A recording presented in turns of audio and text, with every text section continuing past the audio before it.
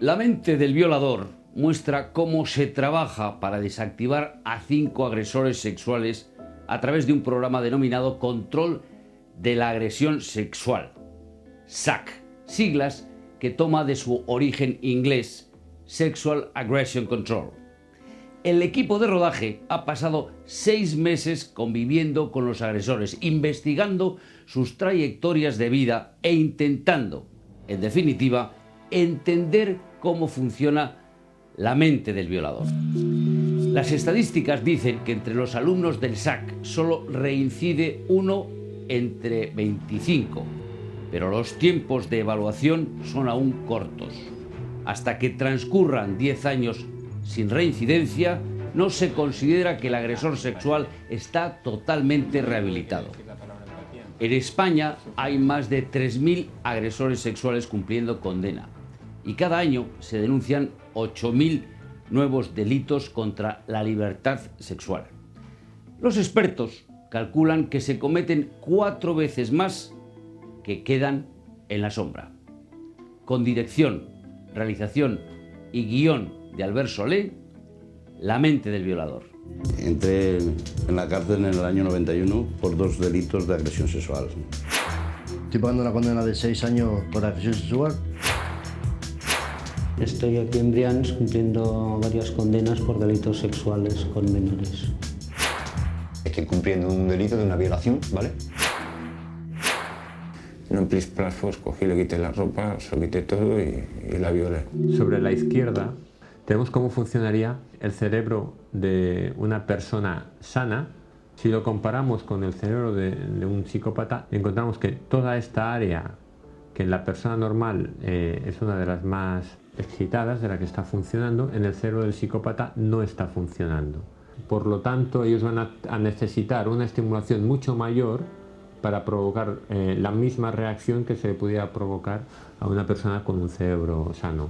Poca gente conoce tan de cerca los resortes internos de los agresores sexuales como Juan Carlos Navarro. Además de profesor en la universidad, es psicólogo en la cárcel de Brians. Él ha sido uno de los pioneros en la aplicación del programa SAC, con el que se intenta rehabilitar a los cerca de 3.000 agresores sexuales que actualmente cumplen condena en España. Por primera vez, un grupo de violadores nos hablará a cara descubierta de sus experiencias y de sus expectativas. La pregunta es si todos son reinsertables y si las terapias como el SAC son eficaces para personas que han causado tanto daño. El SAC es un programa de tratamiento que está basado en lo que los psicólogos denominamos técnicas cognitivo-conductuales. Es decir, que se basa en modificar aquellos patrones de pensamiento que se hayan relacionados con la conducta sexual agresiva y modificar también la propia conducta sexual agresiva. Hace pocos días que este grupo de internos ha comenzado el programa SAC. Para entrar en el curso, que dura cerca de 1 año, tienen que haber cumplido las 3/4 partes de la condena. Quienes lo superen accederán más fácilmente al 3er grado y volverán antes a la calle. Me llamo Juan Carlos, tengo 32 años, estoy pagando una condena de 6 años por agresión sexual.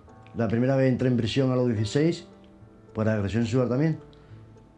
Me metieron una condena de 30 años y yo creo que esta va a ser mi última condena porque cuando salga de aquí me voy de Cataluña. Mi nombre es Javier, el apellido pues dejémoslo. Y sí, estoy aquí en Brians cumpliendo varias condenas por delitos sexuales con menores. Yo soy Evaristo Alvear Martín y entré en la cárcel en el año 91 por 2 delitos de agresión sexual. He estado 3 años incondicional y al 3er año he reincidido con otro delito de agresión sexual. Me llamo Luis Manzano Mendoza, ¿vale? Y estoy cumpliendo un delito de una violación, ¿vale? Que hace 20 años que la estoy pagando. Me llamo Juan, yo en el 29 de mayo de 1991 me junté con un compañero para comprar hachís, nos fuimos de fiesta y de camino a la discoteca nos encontramos con un grupo de inglesas. Más para adelante me encontré una que se ve que era la abeja descarriada, o sea, la que se había quedado atrás en la discoteca, a lo mejor con el novio que había ligado o lo que fuera. Y sin darme cuenta de esto, pues, en un plis plas, pues cogí, le quité la ropa, se lo quité todo y la violé. La primera fase del programa consiste en eliminar el uso de justificaciones y enseñar a los alumnos a que asuman los hechos. Son los llamados mecanismos de defensa. De mecanismos de defensa hay de 3 tipos, ¿de acuerdo? Unos consisten en negar que las cosas hayan pasado, es del tipo yo no lo hice. Hay un segundo bloque que de lo que se trata es de quitarle importancia a los hechos, del tipo no hubo para tanto. Y hay un tercer bloque que de lo que se trata es de quitarle la intención, es decir, uno reconoce que algo ha pasado, uno reconoce que las cosas sí que fueron graves, pero lo que hace es negar la intención. ¿Hasta aquí tenéis alguna pregunta? ¿Habéis entendido? ¿Sí?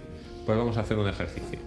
Aquí vamos a ver que hay una serie de afirmaciones, que todas ellas son mecanismos de defensa. Bueno, la primera dice, siento llegar tarde, perdí el autobús. ¿De qué nivel sería? ¿Qué os parece a vosotros? No quería. No tuve más remedio que llegar tarde porque perdí el autobús. O no quería. O no quería. Digamos que lo que está negando es su intención de llegar tarde.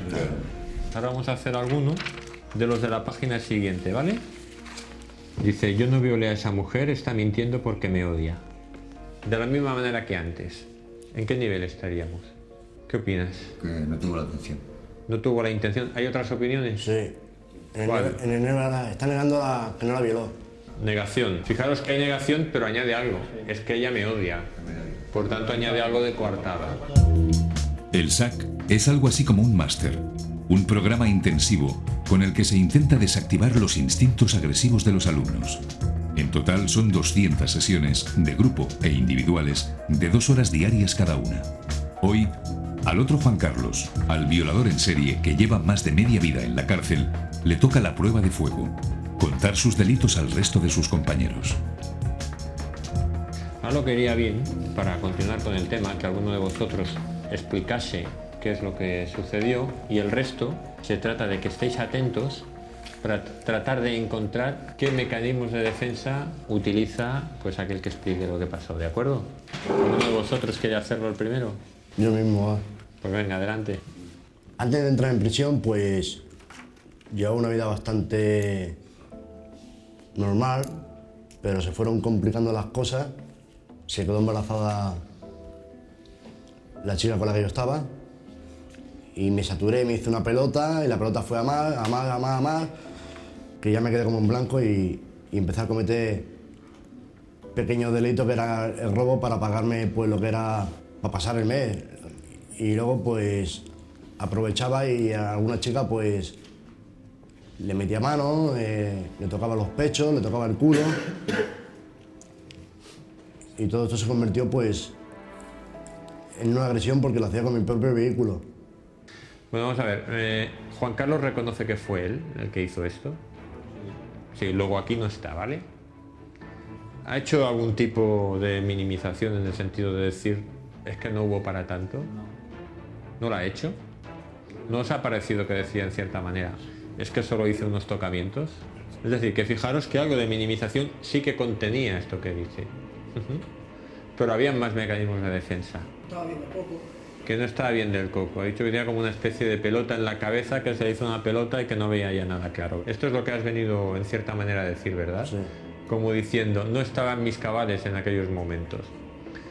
Pero fijaros que en esos momentos en que uno siente que puede perder el control de sí mismo, es cuando verdaderamente importa que haga lo adecuado. Y lo adecuado pueden ser muchas cosas de las que ya iremos hablando. Saben si les mientes o no. No tienes que hacerte más listo que ellos porque no les vas a engañar. Entonces, si tú no te pones de sinceridad a contar tu problema, tanto el de los momentos que sucedió como todos los problemas anteriores que han tenido, que también sirven, pues yo pienso que así sí te lo arreglan, si tú lo cuentas con sinceridad. Si un señor ha sido un agresor sexual, yo creo que la primera cuestión para su propia reinserción es admitirlo. Lo ha sido.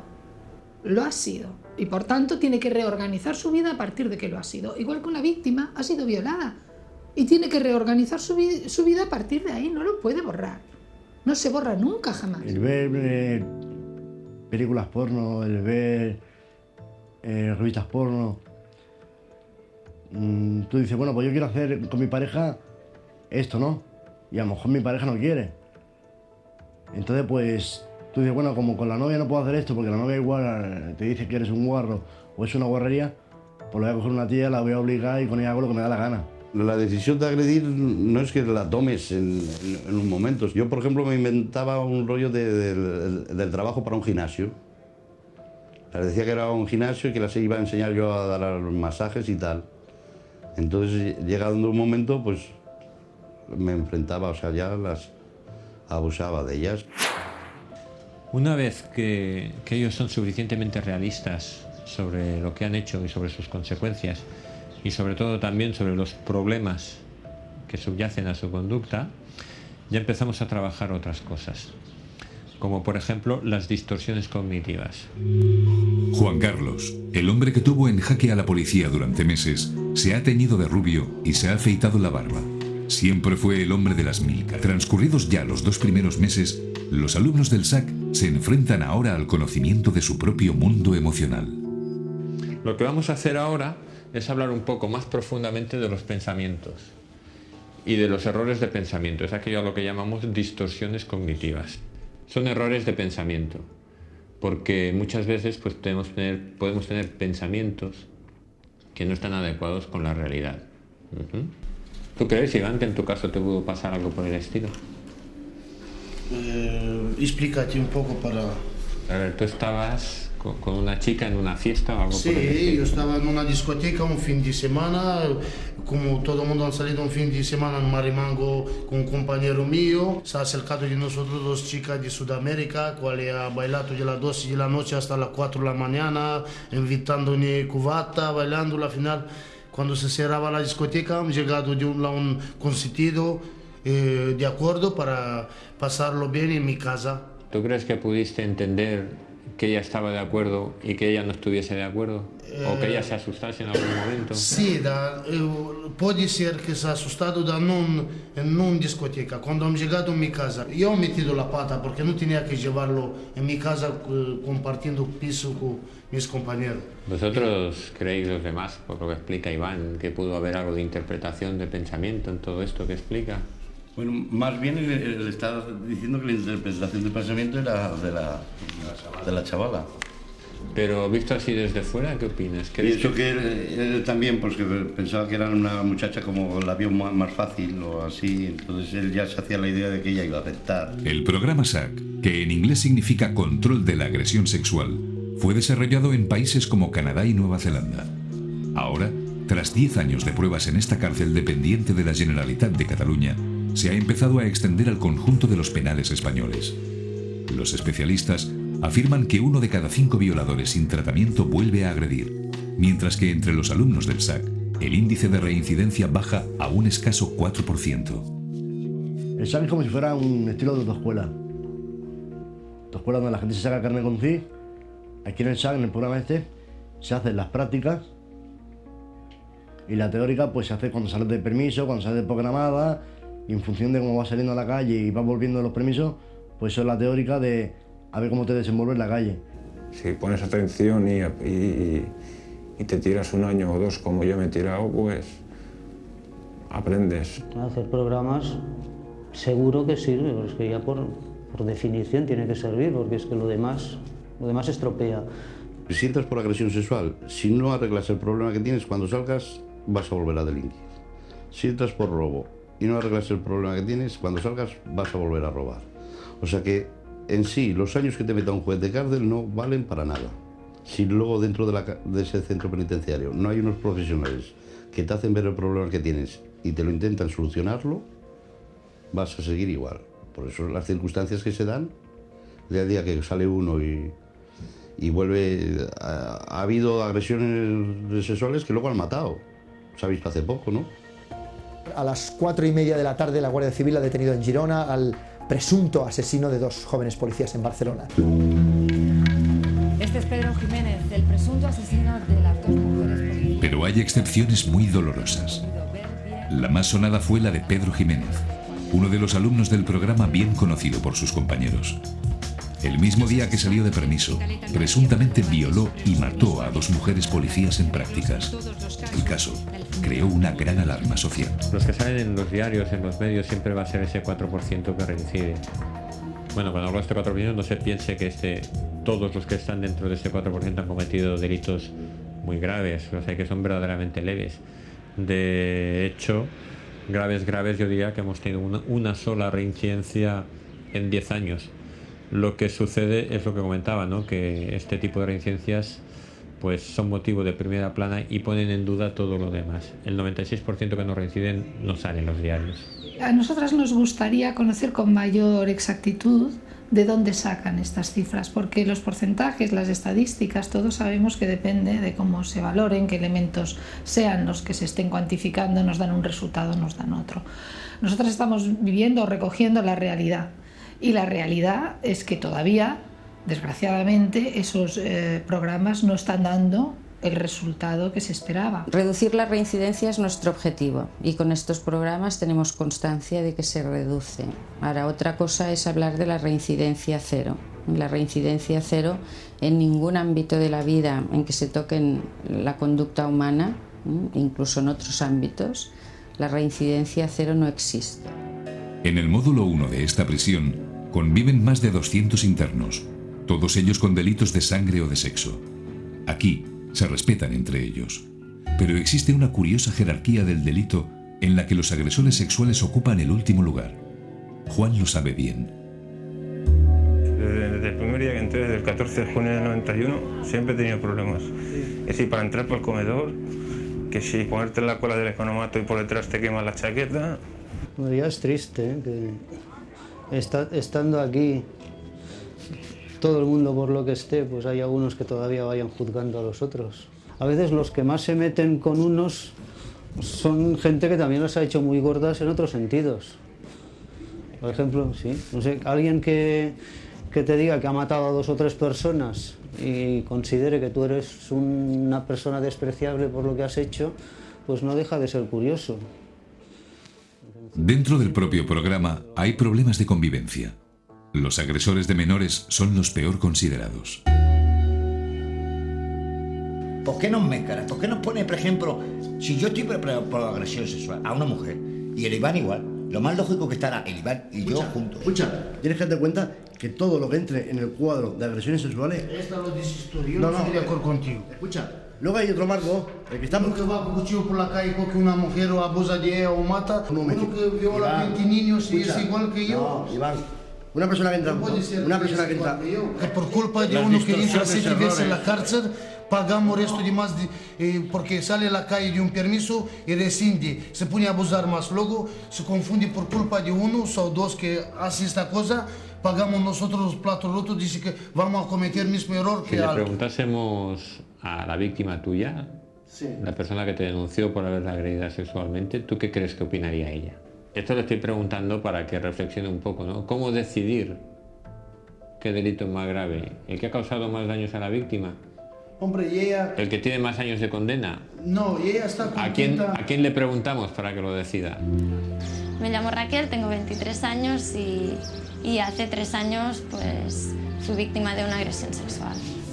Guste o no, el reaprendizaje para vivir en sociedad se tiene que hacer en la calle.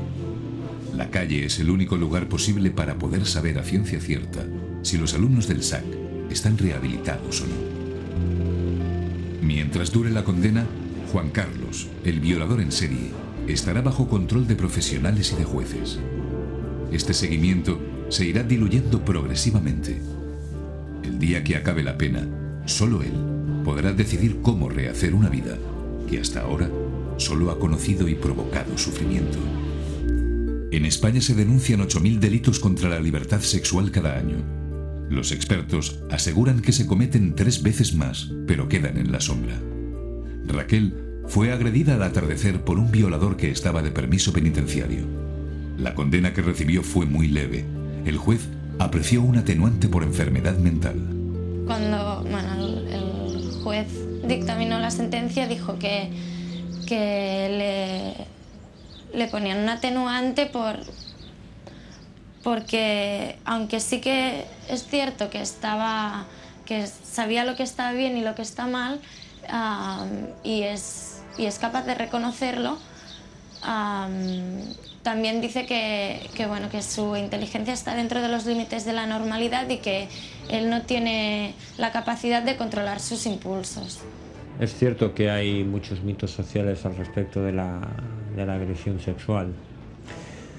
No todos son unos enfermos mentales, ni mucho menos. De hecho, agresores sexuales, personas que han cometido agresiones sexuales y que tengan algún tipo de trastorno psiquiátrico, son muy pocos. Son muy pocos.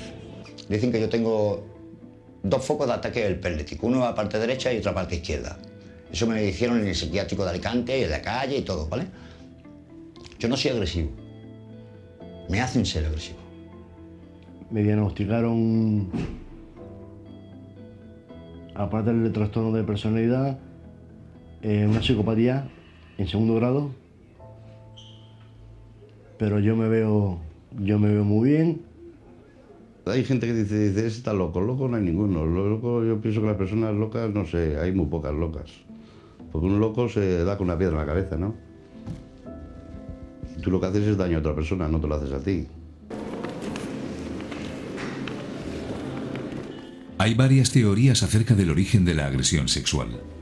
Los psicólogos distinguen entre los agresores de mujeres adultas y los de menores. Luego hay una infinidad de subgrupos. Los agresores en serie, que suelen tener una autoestima muy baja. Los psicópatas y los sádicos, mucho más difíciles de reinsertar. Cada violador es un mundo. Muchos tienen trastornos de la personalidad, pero casi todos son perfectamente conscientes de sus actos cuando agreden. No son los violadores hombres más fogosos, ni personas que tengan unas necesidades en este ámbito excesivas, no. Son personas que tienen ese sentimiento de que el placer está en la humillación a la mujer. El problema principal de esto es la educación y que vivimos en un sistema patriarcal donde la mujer es un objeto y está tratada como un objeto y llevado al extremo, pues es esto. A ver, he cometido un error, he cogido a una persona y he abusado de ella, ¿vale? Y es una mujer, vale. Pero gracias a Dios yo no la he matado, ¿vale? Yo pienso que violarla no es tan grave como matarla, porque al matarla le quitas la vida, ya no puede estar con nadie más. Es peor, porque si la mata no sufre. Si la viola la deja segura para toda la vida. Si la mata no sufre, no sufre. Tú estás con una persona y esfuerzas a una persona. Estará 4, 5 años, 10 años, ¿vale? Pero tendrá toda la vida para rehabilitar ese pensamiento, ese daño que le han hecho. Pero si a una persona le quitan la vida, ya no puede crear nada. No, ya la ha quitado todo. Se lo comen los gusanos si le quita la vida. Pero si a esa persona le agrede, esa persona va a crecer. Si es un niño, va a crecer con un trastorno. Si es una señora de 20, 25 años, le va a costar a lo mejor un trastorno por estar con una mujer. A ver, todos estos temas va a depender siempre mucho del punto de vista de la persona con la que lo hable. El problema de la violencia sexual está aquí, muy cerca nuestro. En los barrios, en el entorno familiar, está en la calle. Para casi todas las víctimas de violencia sexual, en su vida hay un antes y un después de aquel día. Las secuelas físicas de Raquel tardaron algunas semanas en curar. Las psicológicas durarán quizá para siempre. Al principio, cuando te pasa, pues intentas salir para adelante, piensas que estás bien, que has salido bien de una situación dura, ¿no? Lo que pasa que, bueno, pues a medida que va pasando el tiempo, pues a mí me fueron saliendo las secuelas, ¿no? Y bueno, y llega un momento pues que ves que no vas bien, ¿no? Que necesitas ayuda. ¿Cómo te has encontrado estas últimas semanas? Bueno, pues estoy bien, estoy mejor. Hoy acude a una sesión de control con Mariana, la psicóloga de un colectivo de mujeres agredidas. La atención psicológica a las víctimas está básicamente en manos de ONGs y de entidades privadas. Nos gastamos muchos más recursos en rehabilitación de agresores que en reparar el daño que han hecho. ¿Y en el proceso judicial tuviste que ver a tu agresor? Sí. ¿Y qué sensaciones tuviste en esos momentos? Te da como una sensación súper de inseguridad, ¿no? Porque encima de que él está allí sentado sin ninguna especie de vergüenza, ¿no? Que te está mirando de arriba abajo con un repaso y con una mirada súper fría y bueno, te altera un poco, ¿no? Dentro del programa entran esos temas. ¿Qué le dirías a la víctima si te encontrarías con ella y tal y cual? Pues claro, no es lo mismo escribirlo que enfrentarte a ella personalmente. Sería muy fuerte, no sé, y habría que prepararse de otra manera. Una vez que ellos han sido capaces de reconocer sus propias emociones, es cuando se vuelven capaces de poder reconocer las emociones en los demás. Y es cuando pueden entender también el sufrimiento que causan en otras personas con su conducta. Esto lo llamamos empatía. Han transcurrido 4 meses desde que se iniciara el programa. Los alumnos han aprendido a reconocer sus mecanismos de defensa, sus pensamientos erróneos y sus emociones negativas.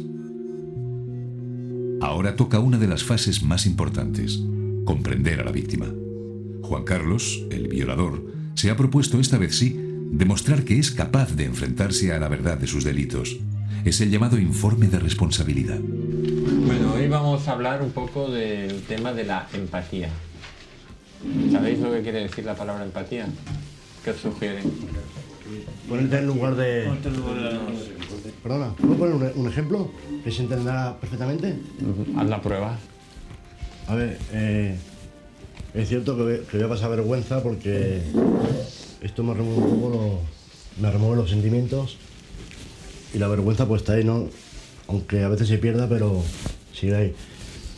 Entré en prisión con 16 y me aplicaron un sexo en esto y estuve 2 meses preventivos. Entonces me marché en libertad provisional con 16. Salí a la calle, estuve en la calle unos 2 meses. Y a partir de estos meses, hasta que me cogieron, en tan solo 2 meses y medio, 3 meses, cometí una vez, fueron 4 violaciones consumadas, secuestro, robo, todo esto. En el año 97 empiezo a hacer un programa y esto me ayuda mucho. Entonces me se aplica la ley del menor, el año 2000, y me voy en libertad. Y estoy en la calle, estable, con trabajo, me van a hacer un hijo y me encuentro feliz y todo lo que voy haciendo, pues yo me voy marcando mi meta, y mi meta era pues tener mi casa, todo. Todo esto me se empieza a joder hasta que decido pues hacer unos tocamientos que sé que está mal hecho. Tú te has puesto a pensar una cosa. ¿Tú qué habrás sentido si alguna vez lo que tú hacías fuera pasado a una hermana tuya o tu mamá? Lo he pensado muchas veces. A ver, a mí no... Pero si te has dado cuenta de eso, ¿por qué no has parado? ¿Por qué no le has puesto límite? Porque a veces intentas poner límite y sabes que está mal hecho, pero tú lo dejas correr como que no pasa nada. Y es una fuerza interior que puede más que tú. Un momento, que te lo explico de otra manera. Uno puede estar muy atento a las necesidades de los demás siempre y cuando no tenga una necesidad propia mayor. Yo no lo veo lógico. ¿Por qué? Si yo no quiero una cosa para mi gente, un mal para mi gente, ¿por qué lo hago yo para los demás? ¿Por qué puedes llegar a pensar, no quiero para esta mujer lo que no quiero que le hagan a una familiar mío? Claro, porque no quiero que le hagan a mi hermana, o a mi mujer, o a mi hija. Claro, creo que no. ¿Por qué llegas a esa conclusión? ¿Por qué llegas a esa conclusión? Sí. Fíjate, porque es una persona próxima a ti y te resulta mucho más fácil ponerte en su lugar, entender su sufrimiento. Y yo creo que eso de la empatía está muy claro. Es muy importante, ¿eh? Para no volver a delinquir, la empatía es muy importante, porque si en cierto momento tú tienes un percance que estás a punto de cometer un delito y piensas un poco en la víctima, pues se puede parar muy fácilmente con la empatía.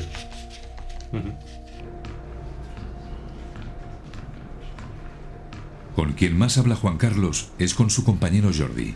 Llevan años compartiendo celda y confidencias. Jordi cumple condena por matar a su mujer. Uno y otro se alimentan sus paranoias misóginas. Las mujeres es ñaca, ñaca, ñaca, ñaca, hasta que te hacen explotar. Buscan que explotes. Y el hombre no tiene tanta malicia, o por lo que sea, ¿no?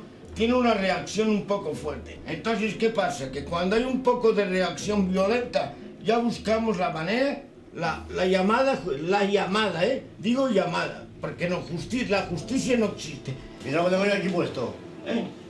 ¿Se ve o no se ve? ¿Qué pone ahí? Aquí pone la verdad, mierda para la justicia.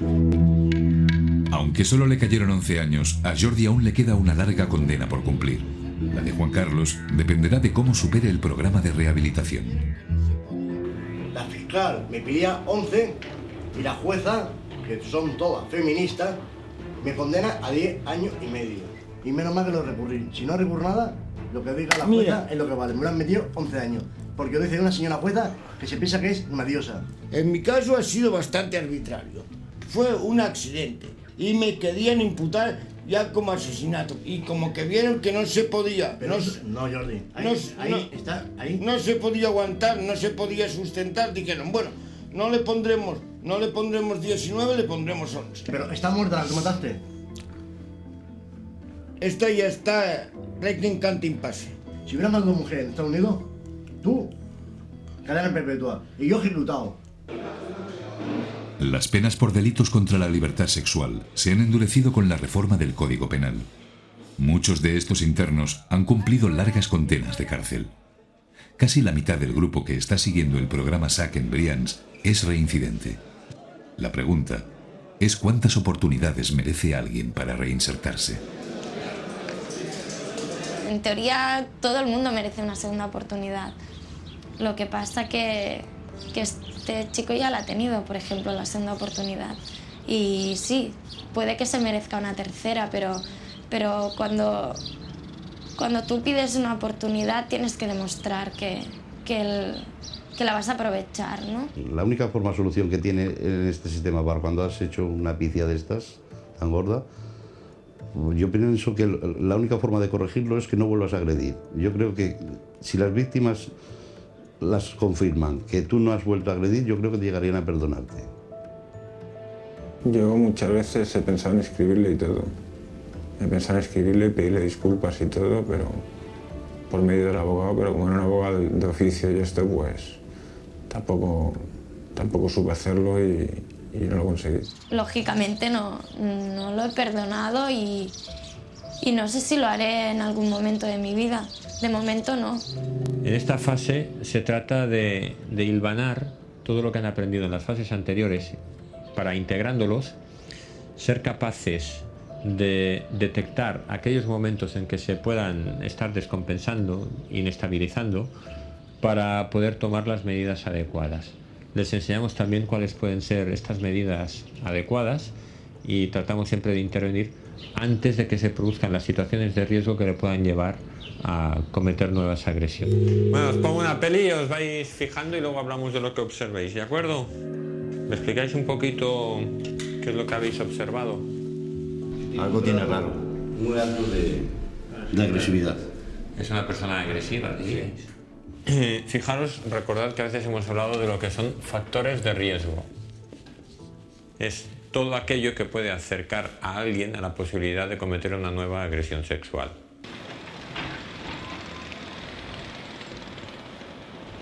Son varios factores de riesgo, ¿no? Uno, la soledad, otro, ¿cómo se llama? La satisfacción de placer inmediato. Soy una persona que sin querer automáticamente me dejo liar como una madeja. Y entonces me cargo de una cosa que se habla en el lenguaje psicológico, yo saturado. Entonces cuando me encuentro en el yo saturado, pues como tengo la mente en blanco y tengo ya el pensamiento cargado, digamos como si fuera un ordenador, tengo el disco duro a tope, hecho chispa. Como he hecho chispa, por algún lado tiene que salir la chispa. Y las chispas salen pues agrediendo o haciendo daño. Pues si estás viendo que si tomas alcohol y tomas porros vas a reincidir, pues mejor no los tomes. Si tomas lo que decimos una decisión incorrecta, una decisión aparentemente irrelevante, te puedes meter en lo que nosotros denominamos, todos, ¿vale? Una situación de alto riesgo. Una situación de alto riesgo. Cuando estamos ante situaciones de alto riesgo, ¿qué es lo que se puede hacer? Fijaros, en esa situación de tan alto riesgo él está muy fuera de sí. ¿Qué podría hacer que esta persona que está ya tan alterada pueda volver a la normalidad? Tirar la foto y salir corriendo o ponerse a chillar. O sea, algo muy raro, ¿no? Una cosa que no se lo esperara. Que no se lo esperara. Pero ella podría hacer algo o lo tendría que hacer él. Lo tendría que hacer él. Él. ¿Y vosotros? ¿Qué podríais hacer vosotros en una situación así? en vuestro propio caso. Seguir para adelante. Yo ni entrar siquiera. Hay que hacer algo que te ayude a contactar de nuevo con lo que es la realidad. Por eso se llama medida desesperada, es decir, porque es que estás en las últimas. Porque es que vas a causar un daño y vas a ir a prisión. O sea, estás a puntito de hacer algo así. Es por eso que hay que evitar llegar a este tipo de situaciones tan límite. ¿De acuerdo? Bueno, pues lo vamos a dejar aquí por hoy. ¿De acuerdo? Nos vemos mañana. El programa se acerca a su fin. Por distintos motivos, solo 1 de cada 4 agresores sexuales condenados lo acaba. Pero en las 20 cárceles españolas donde actualmente se imparte, hay lista de espera para empezarlo. Para nuestro grupo de alumnos, para Evaristo y Juan Carlos, se abre la posibilidad de regresar a la calle. Antes, deben superar varios filtros.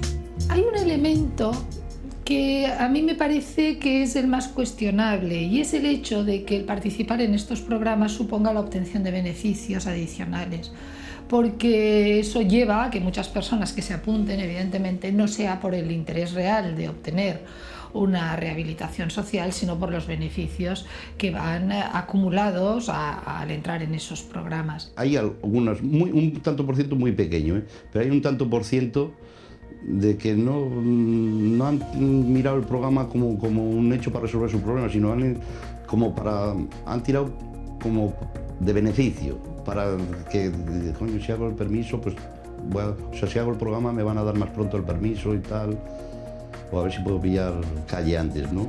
Entonces esos para mí están equivocados, porque no lo van a pillar y van a seguir con el mismo problema.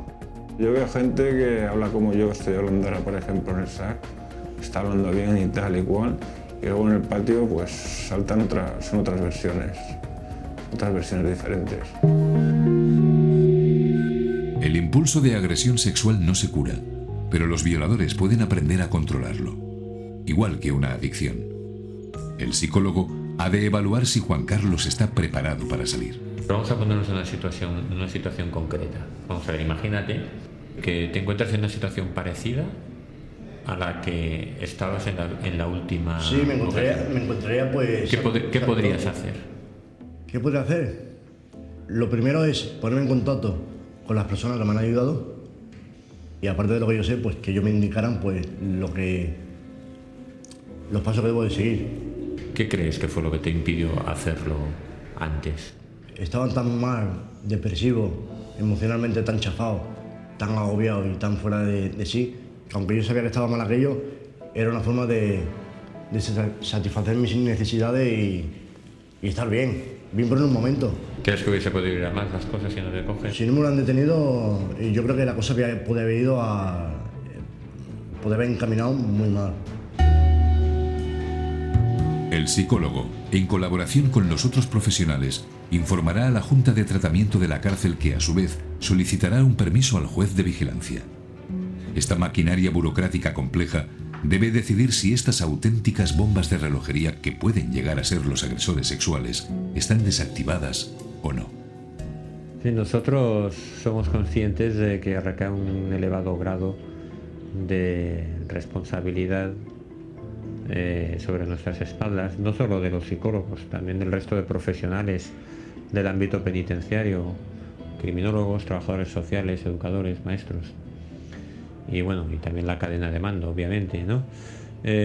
Somos conscientes de ellos, somos conscientes de que en cierta manera lo que nosotros hacemos es gestionar el riesgo y tratamos de gestionarlo lo mejor posible. Tenemos que tener la seguridad de cuando salga que no lo vuelva a hacer, y si no la tenemos, pues no puede salir. Yo no quiero poner a nadie en la cárcel toda la vida, es él quien se está poniendo en la cárcel y es él quien está desaprovechando las oportunidades que le están dando, es él quien se está riendo de la gente. Los delincuentes que están en prisión y que siguen un tratamiento en prisión van a salir en libertad, porque así es la ley y porque así es nuestro sistema democrático en cuanto a su proyección en el derecho penal. Entonces, ¿qué ocurre? Que la reinserción debe ser preparada también.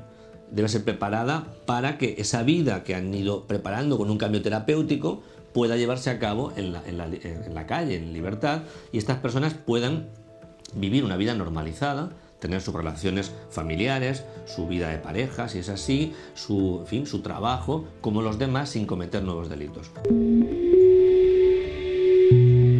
Si Si le conceden el tercer grado, Juan Carlos regresará progresivamente a la vida en sociedad.